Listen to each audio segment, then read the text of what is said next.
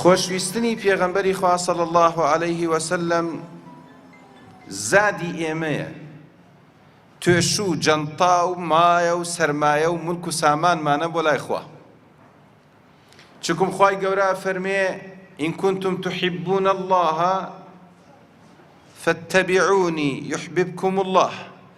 عادەتەن قورئان ئەمرمان پێکراوە جار جار ڕازاندنەوەیەکی تیابێ بۆ خوشوع و خوضوع، وإلا بۆ دەنگ نییە. کێ بڵێ دەنگم خۆشە لەو خۆشتر هەیە؟ إن كنتم تحبون الله. ئێوە ئەگەر خواتان خۆشەوێ دیعایەکەن، داوای ئەکەن، فاتبعوني يحببكم الله. زادی ئێمەی مسلمان خۆشویستنی پێغەمبەری خوایە صلی الله عليه وسلم. هەر کەسێک خۆشەویستی پێغەمبەری خوای پێبێ لە دنیا ڕاناچەڵەکێ، داناچەڵەکێ، ناترسێ، هەموو غەم و پەژارە نایگرێ. خوا فەرمێ لقد كان لكم في رسول الله أسوة حسنة لمن كان يرجو الله واليوم الآخر. توشي مينتي نايي، توشي قمرائي نايي، ئەو خەڵکە ڕێگای وێڵە بێ و ڕێگای لێ گومە بێ، تۆ ڕێگا ڕۆشنەکەی، تۆ بە بەرچاوڕوونیە ڕۆی. ئافەی ئەمڕۆی ئەم هەموو دنیاە نەبوونی ڕێگەیەکی وازحە لە جیانە، نازانێ بۆ ئەژێ، بۆیە زۆر ئەترسێ، زۆر خەفەت ئەخوا، هەتا بێت هەر لە بەیانی ئەترسێ، لە بەیانی بێپارەیی بێپارە بێ، بێمناڵ بێ ماڵ بێ، بێشەهادە بێ شەهادە، هەر ئەترسێم خەڵکە لەبەر نەبوونی ڕێگایەکی وازح و ڕوون. بۆیە پێغەمبەری خوا صلی الله علیه وسلم خۆشویستنی زادی ئێمەیە بۆ لای خوا. خوشک و براکانی من، یعنی هەر کەسێ چووە دوا ڕۆژ کە چۆن ئێستا من ئەبینن و قساکەین، واللهی دوا ڕۆژ هیچ گومانی تیا نییە، نە لە عەقلە نە لە واقعە. چونکم ئەوەی ئەخەوێ ئەزانێ مرد و هەڵش سیاڵە ئەزانێ زیندوو بووە تۆ، ئیتر نەیگەرەک ئینسان دوو دڵ بێ لەم مۆزوعە. ئەوەی بچێتە ئەو دنیا کە بە یەقین و هەمومان نەچینە ئەو دنیا. خوای گەورە فەرمێ لقد جئتمونا فرادا كما خلقناكم أول مرة. هەر چۆن بە تەنهایی دروستمان کردووە، ئێستا بچۆ بۆ مستەشفای ولادە، خۆ لەوە چێت لە یەک کاتا لەم سەر عەرزە 1 ملیۆن کەس لەدایک بێ، بەڵکو لەوە چێت 10 ملیۆن 100 ملیۆن. بەڵام هەرکێ ڕقەمی خاصی خۆی هەیە، هەرکێ دەرگای خاصی خۆی هەیە، هەرکێ ناوی خاصی خۆی هەیە. واللهی نوێژی من بەس لە دەرگاکەی منەوە چێ بۆ لای خوا، لە دەرگای تۆ ناڕوا. و ڕزقی منش لە دەرگاکەی خۆمەوە لە ئاسمانەوە دێتە خوار و لە دەرگاکەی تۆ ناڕوا. و دەرگایەک لەم دنیاە کەمە قسەی ئیمامی عەلی و ئیمامی ابنی عەباسە، هیچ دەرگایە لەگەڵ دەرگایەکی تر تێکەڵ نابێ، واتە دوا ڕۆژ و قیامەت لای ئێمە وەکی ئێستەیە.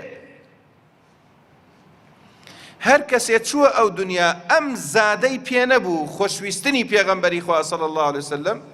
فقد خسر خسرانا مبینا. إمام علي ليه برسنوتيان يا علي كيف حبك للرسول صلى الله عليه وسلم؟ بيمان بلا زحمتنا خوشويستني تبو بيغمبري خوات شون بو أوش فرمي والذي نفس محمد بيده، قسم بو خوايك الروح نفس محمد بدستوه،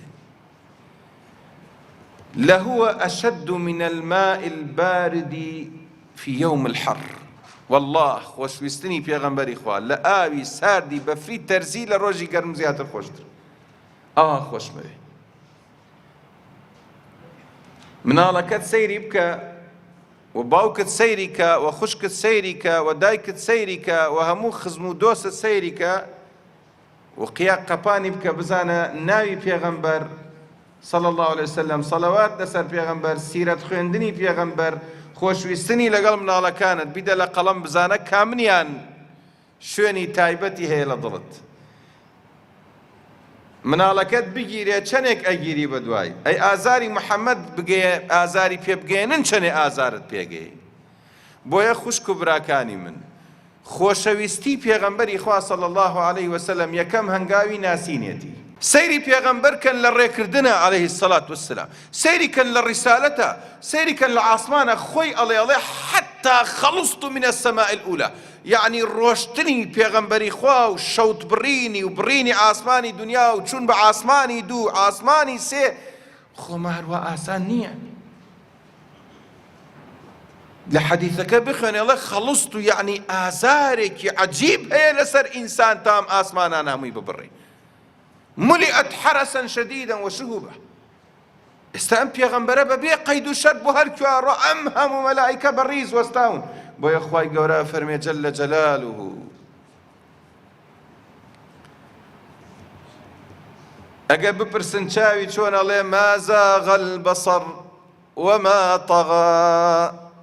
ناڵێ چاوی شین بوو یا ڕەش بوو و ئەم خەڵکە ئیمڕۆ گومڕا بووە ئەی چی بوو چاوی پێغەمبەری خوا کە بردمانە ئاسمان ئەم هەموو ئاەتانە بینێ گۆج نەبووە گێل نەبووە خەریکی ئەم ئاسمانە ئەم هەستێرە ئەم مولکە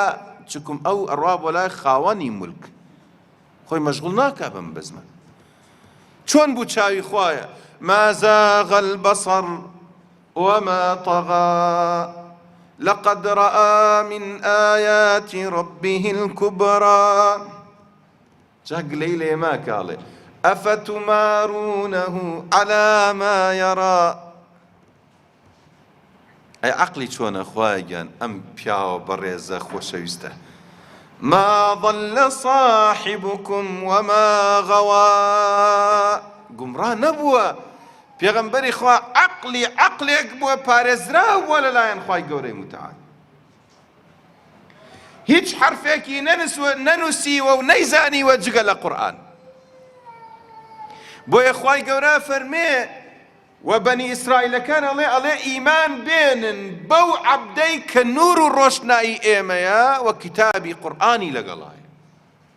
ئیمامی تەبەڕی ئەڵێ قد جاءكم من الله نور وكتاب مبين نور يعني پیغمبري خوا وكتاب مبين يعني قرآن أبو جهل كريكي هبو بناو عتبة أبو جهل عتبة زور خوش أوي پیغمبري خوا صلى الله عليه وسلم لناو مكة أبي واستجارتك بو أبو جهل كركي در أتيبرون بو شام بارو ملكو سامان اندسكوي فخەریکن حشترەکانیان وڵاخەکانیان قایمەکەن و خۆیان حازرەکەن بۆ ئەم سەفەرە عوتبە ڕاتە لای باوکی ئەڵێ باوە سوار حشترەکە نابم تا نەڕۆم پێغەمبەر نەعوذ بالله عەلەیهی السەڵات وەسسەلام تا ئیهانەی نەکەم و جوێن بە خواکەی نەدەم کێ ئەماڵێ عوتبە ئەڵێ بە کێ ئەڵێ بە ئەبوو جەهل ئەڵێ ئەبوو جەهل کێیە فرعەونی ئومەتی محەممەدە صلی الله علیه وسلم تتصەور کەن ئەو شەڵێ کوڕم ڕۆشتی وریای دوعاکەی بە تێتە گیان پێغەمبەری خوا صلی الله علیه وسلم دەم و دەستی بشکێ چکم نازانێ لەگەڵ کیا قساکە فەتێ لە بەردەم ئەو هەموو عالەمە بە پێغەمبەری خوا فەرمی عەلەیهی السەڵات وەسسەلام ئەڵێ کفرم کرد بە تۆ کفرم کرد بە خواکەت کفرم کرد بەوەی کە ئەڵێ ثم دنا فتدلى فكان قاب قوسين أو أدنى حتى وایە تا خوێنێ دوو لە ئەم مەجلیسە و دوو لە نازداری خوا صلی الله عليه وسلم یەک تف ئەکا لە پێغەمبەری خوا وەگەڕێتەوە پێغەمبەری خوا زۆر ئازاری پێگەیە بەڵام ئەو ڕەحمەتەیە هەتا ئەگەیەتەوە ئەڵێ خوایە سەگێ لە سەگە دروستکراوەکانی خۆت بەردەیتە گیانی ئەڕوا ئەتواتۆ بەلای باوکی بە باوکی ئەڵێ باوە ئەوەی تۆ پێت خۆشە بە محەممەدم کرد عەلەیهی السەڵات وەسسەلام بەخوای محەممەدشم کرد عەلەیهی السەڵات وەسسەلام وەمە غەریب نەوێ لاتان واللهی من هەر لە پەیجەکەی خۆم سەیرەکەم چەنەها کەس هەیە لەم وڵاتە نەعوذ بالله لە عوتبەی کوڕی ئەبوو جەهل خراپتر قسە بە پێغەمبەری خواکە صلی الله علیه وسلم بۆیە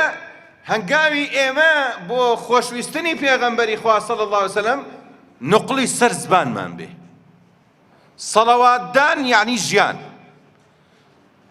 ئەو کەسانەی فەخر بە دنیاکەن ئێمە فەخر بە محەممەدەکەین صلی الله عليه وسلم ئەڵێن خوایە هیچمان ناوێ ئەو نەبێ بۆی ئەڵێ ئەشەد ئومەتی حبا لی خۆشەویستترین کەس لە ئومەتم بۆ خۆشویستنی دەرخستنی خۆشویستنی من لە ئومەتەکەم ئەو کەسەیە وا ماڵ و مولکەکەیەدا بۆ ئەوەی دەمچاوی جوانی پێغەمبەری خوا ببینێ جا لە مامەسایە کە پرسن با ناوی بڵێن من باب الاستشهاد مامەسایە کێ بە ناو ئیسحاق الحوەینی علامەیەکە ماشاء الله بەحرەکە فباسی خەوی خۆیەکا و چۆن پێغەمبەری خوای بینیوە صلی الله عليه وسلم فلە باسەکەیە جا فرمێ سەیگرێ و ئەیگیرێ چکم ئیسا من هەرچی باسکەم غەریبە لاتان بینینی پێغەمبەری خوا صلی الله عليه وسلم قەناعەت کە هەموو دنیات بنێ ئەو دەقە بڵێن تەماشای هەموو دنیاکە یا تەماشای پێغەمبەری خواکەی بڕوات بێ یەک کەس عاقڵ نییە لەم سەر عەرزە بڵێ دنیامەوێ چکم بینینی پێغەمبەری خوا یعنی بەهەشت یعنی گومڕانەبوون پێغەمبەر نایەتە خەوی یەکێک اینجا گومڕا بێ بۆیە لە هەر شوێنێت بقەومێ دەمچاوی لەبەر چاوت بێ لەتت بکەن کوتت بکەن دادڕسێنن خەبەرت نییە لە خۆت بڕواتان بێ باسی مخدرات ناکەم باسی خۆشەویستیەکەم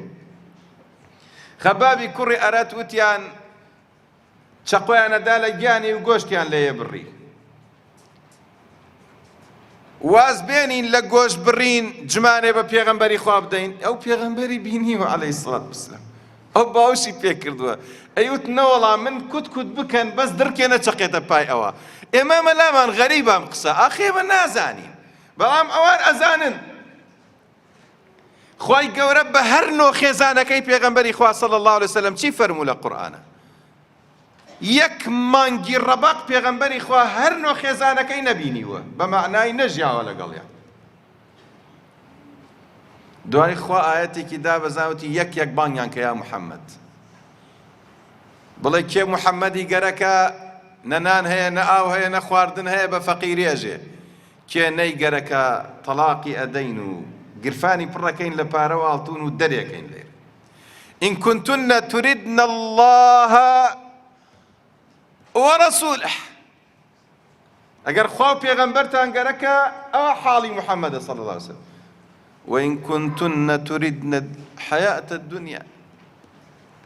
وزينتها ئەگەر ئەم دنیاتان گەرەک لەگەڵ گوڵ و گوڵزارەکەی ناوی وا خەڵکی خەڵەتانە فتعالين ورن فتعالين أمتعكن وأسرحكن سراحا جميلا الله عائشة دايكي ما دراوتي أنه والله يا رسول الله بالدنيا لا تقورين فموطن الشاهد عرب الله سفرك الروشتن وتي تشيوت بيت كرم أما أبو جهل وتی خوایە سەگێ لە دروستکراوەکانی خۆت بەردەیتە گیانی ئەبوو جەهل زانی کوڕەکەی ناگەڕێت دوێتر ئازاری کێت داوە صلی الله عليه وسلم ئازاری ئەو پیاوە بەڕێزەی دایە کە دایان لە ئاسمانی یەکەم خازنی ئاسمانی یەکەم وتی کێیە وتی جبریل عليه السلام وتی کێت لەگەڵە وتي محمد صلى الله عليه وسلم أو وتي أو بعث يعني نينراوى محمد صلى الله عليه وسلم بلا وتي هاتوا موعدية لقى الخوا قال فنعم المجيء جيء بخير هات أم محمد صلى الله عليه وسلم خيري لقى الخوا جاء عليه دوائي چوين درقاي آسماني يك دوامي كردوا اليمان سيرم كرد باوكم لبيشوازي منه آدم عليه السلام آدم كبيغمبري بيني عليه الصلاة والسلام معروفة للسيرة لصحيح بخاريا شون باسي كرداوة شون هاتوالين نعم الابن أنت مرحبا بك الابن الصالح والنبي الصالح أي بخير بي كل الناس داركي باوكي جا خويا الله سي لاي دستي باوكم كرد آدم لاي دستي راستي سيري كرد بيكنين يقرد سەیری لای دەستی چەپێ کرد گریانەی گرت سەوادێک بوو ڕەشیەک بوو تران سەیریە کرد لێلا پێکەنی وەلەولا ئینجا بڕۆن بەو ئاسمانانە بزانە پێغەمبەر لەوێ چی بووە ئێستا عوتبەی بێعەقڵ لەگەڵ باوکی ئانەوێ لەگەڵ ئەم محەممەدە صلی الله عليه وسلم کە ئێمە دانیشتوین بۆی دووبارە عهد و پەیمان تازە بکەین و لەگەڵێ عهد و پەیمانی حەفلە و احتیفال نا، عهد و پەیمانی اتیباع و خۆشەویستی. فاڵێ باوکی وتی بە حیمایەکانی ئەم کوڕەم لە ناوڕاستی خۆتان ئەیخەوێنن، لە شوێنێکی بەرز ئەیخەوێنن، خۆتان بە دیاری ئەخەون، کەس نەخەوێت تا مناڵەکەی من هیچی بەسەر نێ. ڕاوی قسەکە ئەڵێ تا چوینە ناو دۆڵێک لە دۆڵەکان لە نێوانی مەککە و شامە. ئەڵێ شەومان بەسەر هات، شێرێک هات بەسەرمان ئاگەڕا، بۆنی دەمچاو منی کرد. ئەم ڕاوی ئەڵێ بۆنی دەمچانی شێرەکە دێ بۆن دەمچاوەکە، ئەڵێ بۆنی دەمچاوی منی کرد و هیچی پێم نەکرد. بۆنی براکەی برادەرەکەی تر برادەرەکەی هەمووی بۆن کرد تا چووە گیان عوتبە. ئەڵێ کە بۆنی دەمچاوی کرد هەر ئەوە نەمان ئاگا بوو لێ و ملی لە لەشی کرد بووە. والله جا من زۆر جاڵێم ڕقەمەکەی پێدراوە، ڕقەم ینی لای خواوە ئیعازێ بۆم شێرە ڕۆشتووە پیاەکێ ناوی عوتبەیە، ئەمە کۆدەکەیەتی، ئەمە بۆنەکەیەتی، ئەمە ڕقەمەکەیەتی.